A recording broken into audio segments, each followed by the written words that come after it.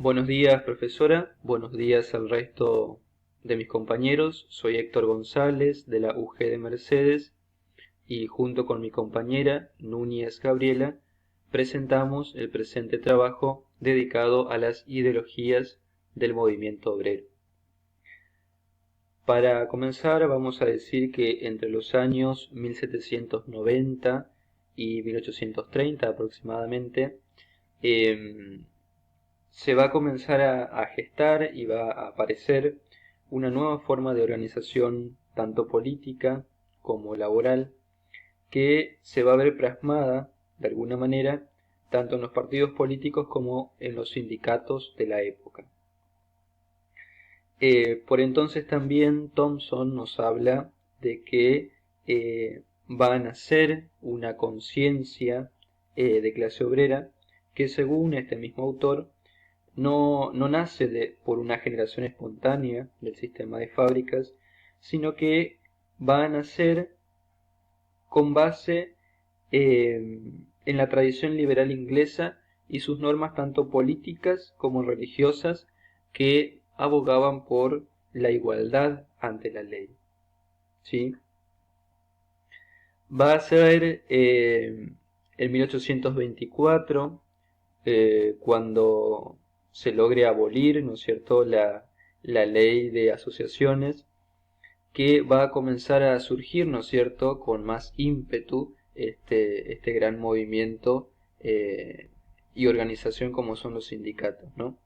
Es así que en 1825, debido a la derogación de la ley antes mencionada, se va a dar en Inglaterra una proliferación muy grande, ¿sí?, de nuevos sindicatos. Lo particular que van a tener estos nuevos sindicatos que van a surgir es que no van a tener ninguna relación entre ellos, ¿sí?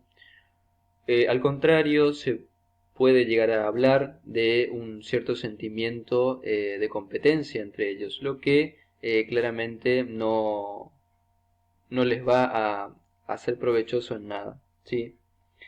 Recién va a ser en 1829 cuando desde la industria textil va a surgir la idea justamente de unir a todos estos sindicatos locales.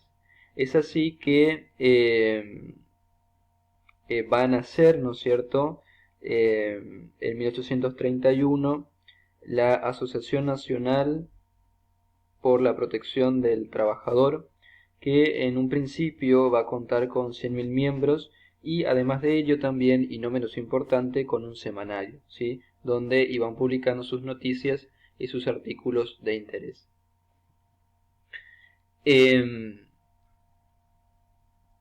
Para referirnos propiamente a las ideologías del movimiento obrero, vamos a comenzar por este movimiento, que fue el movimiento cartista, ¿sí?, que fue de gran importancia para la época, ya que en un principio funcionó como más bien un movimiento de tinte político y no tanto como una ideología como serán el resto que veremos más adelante, ¿sí? El movimiento cartista tiene su origen en la década del 30 y del 40 en el Reino Unido, ¿sí? Sus principales representantes van a ser O'Connor y Ogden.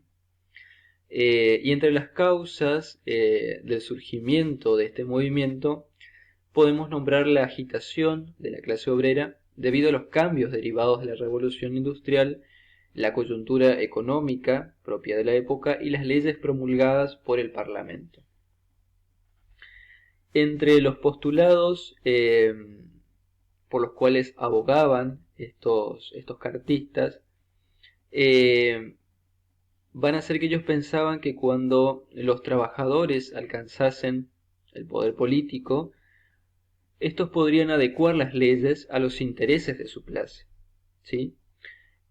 Para ello recurren a las huelgas o motines de carácter violento, ¿sí?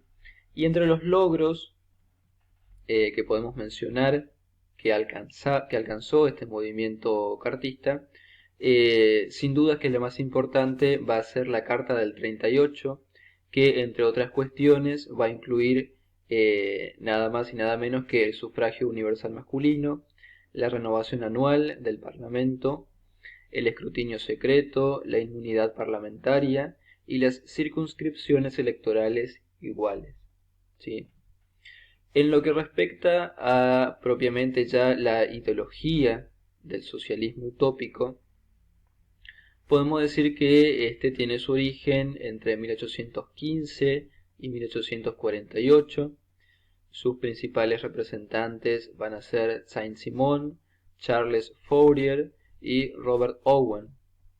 Entre las causas del surgimiento, ¿no es cierto?, del socialismo utópico, encontramos que nace como una reacción, ¿sí?, a la desigualdad, perdón, provocada por la sociedad capitalista, ¿sí? Entre sus principales postulados encontramos que se van a dedicar, ¿no es cierto?, a la creación de una sociedad ideal y perfecta en la que el ser humano se relacione en paz, armonía e igualdad con sus pares, ¿verdad? Rechazando de esta manera el conflicto porque eso es contrario a los métodos revolucionarios para cambiar el orden social, ¿sí? Ellos se van a oponer al uso de la violencia eh, para justamente lograr, ¿no es cierto?, el cambio en la sociedad, ¿sí? Y entre sus principales logros, al ser una ideología de carácter utópico, al menos sus principales postulados nunca llegaron a concretizarse, ¿sí? Pero sí sirvieron de base, ¿no es cierto?, para otro tipo de ideologías, como veremos más adelante, que es el socialismo científico, ¿sí? Como hemos visto, el socialismo utópico estaba en contraposición, ¿no es cierto?, al uso de la violencia para cambiar la sociedad, ¿sí? Es la principal característica, una de las principales características que lo va a diferenciar del siguiente movimiento que vamos a ver, que es el anarquismo, ¿sí? El anarquismo tiene su origen en la segunda mitad del siglo XIX en Europa, ¿sí? Sus principales representantes van a ser Pierre-Joseph Proudhon y Bakunin, ¿sí? El anarquismo va a surgir como justamente el descontento con el accionar del Estado capitalista, a quienes ellos consideraban como corruptor de la vida social, ¿sí? Ellos planteaban eh, lograr construir una sociedad sin Estado y sin relaciones de poder, ¿sí? O sea que consideraban a ambas como corruptores de la sociedad, ¿sí? Dentro del mismo, de la misma ideología anarquista, vamos a encontrar tres corrientes bien diferenciadas. Por un lado tenemos la corriente individualista, luego la corriente colectivista y luego la anarcosindicalista, ¿sí? Y como ya había adelantado, el anarquismo se va a distinguir, ¿no es cierto?, por el uso de la violencia para conseguir, ¿sí?, aquello por lo que ellos abogaban, ¿sí? Y justamente esto va a hacer, ¿no es cierto?, que también el movimiento traiga grandes descontentos, ¿no es cierto?, en la sociedad justamente por el uso de la violencia, ¿sí?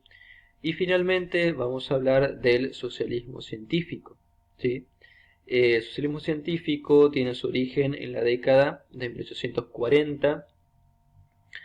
Sus principales representantes van a ser estos dos personajes bastante conocidos, Karl Marx y Friedrich Engels. Y entre las causas del surgimiento de esta ideología, vamos a decir que nace como reacción justamente también a la desigual distribución de las riquezas por parte del Estado, ¿sí? Estos proponían que que la clase obrera organizada sería la encargada del proceso revolucionario, ¿sí? Primeramente, de manera provisoria y transitoria, se encargaría de transformar al Estado no cree en la desaparición del Estado, esto lo va a diferenciar del anarquismo, sino más bien que ellos abogaban por el surgimiento, ¿no es cierto?, de una dictadura del proletariado. Es decir, que sea la clase obrera la que esté al mando y manejando, ¿no es cierto?, las riendas del Estado. Entre sus principales logros, bueno, podemos decir que se descubrió la ley de la evolución de la historia humana. El progreso de la sociedad depende de ir perfeccionando dicha producción material, ¿sí? Bien, esto ha sido de una manera sintética, ¿no es cierto? Las principales características de las ideologías del movimiento obrero, eh, que se van a dar la mayoría de ellas en Europa ¿no es cierto?, en el siglo XIX. Así que, profesora, esperamos sus correcciones, y será hasta la próxima. Esperamos.